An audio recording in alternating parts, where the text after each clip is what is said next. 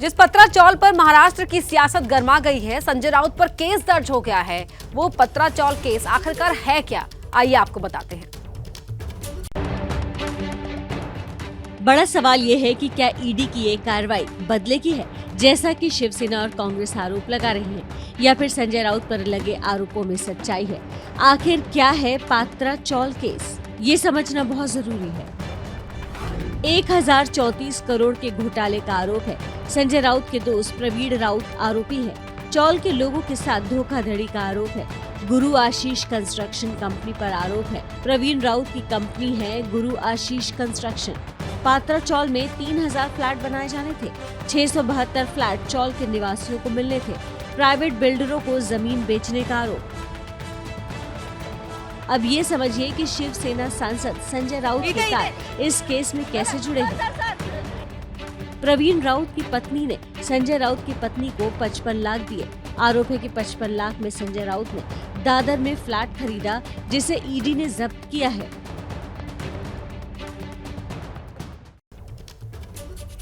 और कांग्रेस के नेता अशोक हमारे साथ जुड़ गए हैं। अशोक जी, बहुत स्वागत है आपका एबीपी न्यूज पर। कल देर रात गिरफ्तारी हो गई है संजय राउत की, आपकी क्या प्रतिक्रिया इस पर? मैं अशोक नहीं, मैं अतुल हूँ। जी अतुल जी, माफ कीजिएगा।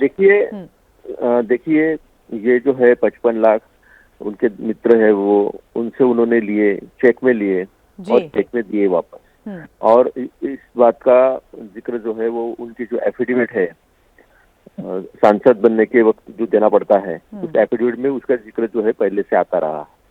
जब बीजेपी में थे, बीजेपी के साथ उनका गठबंधन था, तब ये बात कभी ध्यान में नहीं आई उनकी। और अभी जैसा बीजेपी से वो दूर हो गए तो बराबर उनके ध्यान में आई। तो ये राजनीतिक इस्तेमाल जो है एजेंसियों का, ये धड़ल्ले से चल रहा है। अगर जीत नहीं सकते तो फिर ईडी, इनकम टैक्स, सीबीआई का इस्तेमाल करके वहाँ की सरकारें गिराना, ये सारा जो काम है ये गलत तरीके से चल रहा है। और लोकतंत्र को ये बहुत बड़ा खतरा जो है वो बीजेपी ने पैदा कर दिया है। तो अतुल जी, यानी कि आप कह रहे हैं कि पश्चिम बंगाल में भी जो चल रहा है, या फिर दिल्ली में जो लगातार कार्रवाई हो रही है, या अब महाराष्ट्र में जो कार्रवाई हो रही है, वो सब बीजेपी की तरफ से की जा रही है और बदले की भावना से हो रही है? मुझे एक बात बताइए, प्रताप सरनाईक कैसे क्लीन चिट मिल गई अभी? एकनाथ शिंदे जी के लोगों को जो ईडी की इनकम नोटिस गई थी, इसका क्या हुआ? और जो भावना गौली को अभी क्या ये प्रॉब्लम है? जो बीजेपी में शामिल होते हैं बराबर, आप एकदम पाक साफ हो जाते हो, गंगा नहा लेते हो। और बीजेपी के साथ अगर नहीं जाते हो तो आपको जेल जाना पड़ता है। ये अंतर तो एकदम साफ है, इसमें किसी बताने की जरूरत नहीं है। और ये सारे हिंदुस्तान में हो रहा है। ये नारायण राणे जी जो है, इनका भी केस ऐसा ही है। मैंने तो सारे मनी ट्रेल बताए थे, यहाँ तो मनी ट्रेल ही नहीं दिखती है।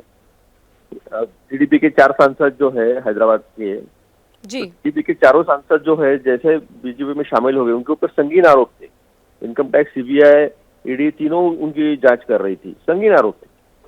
जैसे बीजेपी में शामिल हो गए सब खत्म हो गया। ठीक है। तो अतुल जी, आप ये कह रहे हैं कि सियासी साजिश हो रही है, पॉलिटिकल वेंडेटा है, लेकिन साफ तौर पर बीजेपी का कहना है कि जांच का सामना करें, जांच में जो तस्वीर है पूरी तरह साफ हो जाएगी।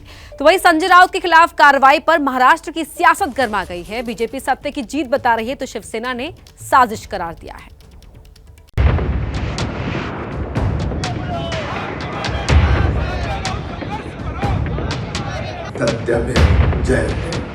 उद्धव के सबसे भरोसेमंद सेनापति पर कानूनी शिकंजा कस गया है। कल सुबह 7 बजे से शुरू हुई कानूनी कार्रवाई देर रात 12:40 पर राउत की गिरफ्तारी के साथ खत्म हुई। शिवसेना इसे बदले की भावना से की गई कार्रवाई बता रही है। राजनीति गंदी चल रही है, बदले की भावना दूसरा क्या है? उन्होंने आज ट्वीट किया, किसी भी हालत में मर जाऊंगा लेकिन शरण नहीं जाऊंगा। ये ट्वीट उनकी निष्ठा का प्रतीक है, उनके धारिष्ठ का, धैर्य का प्रतीक है। ईडी की टीम कल सुबह से राउत के घर के अंदर मौजूद थी और बाहर सियासी घमासान शुरू हो गया। बीजेपी और शिवसेना एक दूसरे पर हमलावर नजर आई। मुझे ऐसा लगता है कि सीबीआई हो या ईडी हो, ये अपनी स्वतंत्र कारोबार करती है, इससे राजनीति का कोई लेना देना नहीं है। पता नहीं क्या आनन फानन में यह फैसला लिया गया। 10-10 ईडी के अधिकारी किसी के घर में आ जाते हैं सुबह 7 बजे। देश में हजारों लोगों पर ईडी के केसेस चल रहे हैं, उन्हें समन्स भेजे जाते हैं 2 बार, 4 बार, 10 बार, लेकिन ईडी किसी के घर में चली जाती है। ऐसा होता नहीं। विरोधी दल कार्रवाई की टाइमिंग पर सवाल उठा रहे हैं। महाविकास अघाड़ी के सहयोगी दल एनसीपी और कांग्रेस ने भी कार्रवाई को सियासी साजिश बताया। वहीं महाराष्ट्र के मुख्यमंत्री एकनाथ शिंदे ने सवाल उठाने वालों को करारा जवाब दिया। जरा सुनिए उन्होंने क्या कहा। नाही, काय कारवाई चौकशी चालू आहे ना, अटक होती। आता मला नाही माहित अटक, मी काय तिकडे अधिकारी नाहीये, त्यामुळे ते ईडीची चौकशी सुरू आहे, त्यांची चौकशी होऊ द्या आणि बघा ते तर म्हणालेत ना मी काय केलेलं नाही, तर कर नाही त्याला डर कशाला असले। क्या मजबूरी है मेरी बताइए, मैं अभी आपको बताती हूँ कि मैंने ओए होए होए होए नमकीन के चटकारे लेते हुए टकटकी मार के डिबेट शो को पॉज रिपीट कर कर के देख रहे हैं जोगिंदर जी। इनकी तरह आप भी देखें अपनी फेवरेट डिबेट्स को रिपीट कर और डाउनलोड कीजिए एबीपी लाइव ऐप अपने स्मार्ट टीवी पर।